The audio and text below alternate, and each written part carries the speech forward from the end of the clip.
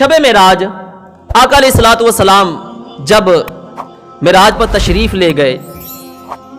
ساتوں آسمانوں کی سیر کی، مسجد اقصی کی سیر کی، جنت کو دیکھا اور اللہ کے ساتھ ملاقات کی۔ جب واپس تشریف لائے نا تو ابو جہل آقا علیہ الصلوۃ والسلام کے پاس جاتا ہے اور جا کر مذاق میں سوال کرتا ہے، اے محمد بن عبداللہ، آج کوئی نئی بات تو سناؤ، آج کوئی نئی بات تو سناؤ۔ آقا علیہ الصلوۃ والسلام نے ارشاد فرمایا، اے ابو جہل، میں راتوں رات مسجد حرام سے مسجد اقصی کی سیر کر رہا آیا، میں نے ساتوں آسمانوں کی سیر کی، میں نے جنت کی سیر کی، اور میں نے سیر اس طرح سے کی کہ جب میں یہاں سے گیا تو میرا بستر گرم تھا، کنڈی ہل رہی تھی اور میں واپس تشریف لے آیا۔ ابو جہل نے یہ بات سنی تو اس نے کہا، لو جی اب ایک بات مل گئی ہے، اب جا کر نا شور و گل کرتا ہوں، جا کر کے دیکھو کہ جس کو تم نبی مانتے ہو وہ کیسی باتیں کر رہا ہے۔ ابو جہل جو ہے وہ جاتا ہے، سیدھے ہی ابو بکر صدیق رضی اللہ تعالی عنہ کے گھر چلا جاتا ہے، جا کر دستک دیتا ہے۔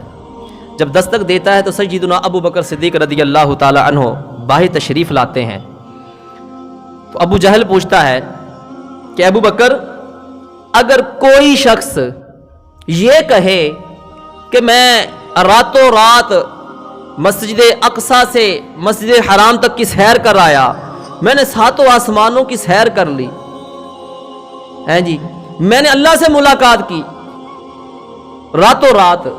کچھ لمحے میں، کیا یہ بات تم مانتے ہو؟ کیا یہ تم بات مانتے ہو؟ ابو بکر صدیق رضی اللہ تعالیٰ عنہ نے کہا کہ بات ماننے والی نہیں ہے، سمجھ میں نہیں آتی۔ ابو جہل کو اب بات مل گئی جی، انہوں نے کہا لو جی کام بن گیا میرا تو۔ ابو بکر صدیق رضی اللہ تعالیٰ عنہ ابو جہل کہتا ہے کہ بھائی پھر سن لو، پھر جس کو تم اپنا نبی مانتے ہو، تمہارا جو دوست ہے وہ یہ کہہ رہا ہے کہ میں راتوں رات جنت کی سیر کر رہا ہے، میں اللہ سے ملاقات کر کر آ گیا ہے، تمہارا جو نبی ہے وہ یہ بات کر رہا ہے۔ تو پھر سیدنا ابو بکر صدیق رضی اللہ تعالی عنہ نے کہا، اے ابو جہل سن، اگر میرے نبی نے یہ بات کی ہے تو انہوں نے حق فرمایا ہے، انہوں نے حق فرمایا ہے۔ ابو جہل کہتا ہے کہ ابھی تو تم نے کہا تھا کہ یہ بات ماننے والی نہیں ہے۔ ابو بکر صدیق رضی اللہ تعالی عنہ آپ فرماتے ہیں، ابو جہل تو نے کہا تھا کوئی کہے تو، ارے وہ کوئی تو نہیں ہے، وہ تو اللہ کے محبوب ہے، وہ تو نبی آخر الزمان ہے، تم نے تو کسی کی بات کی تھی، تم اگر میرے نبی کی بات کرتے ہو تو میرے نبی نے حق فرمایا ہے، سچ فرمایا ہے۔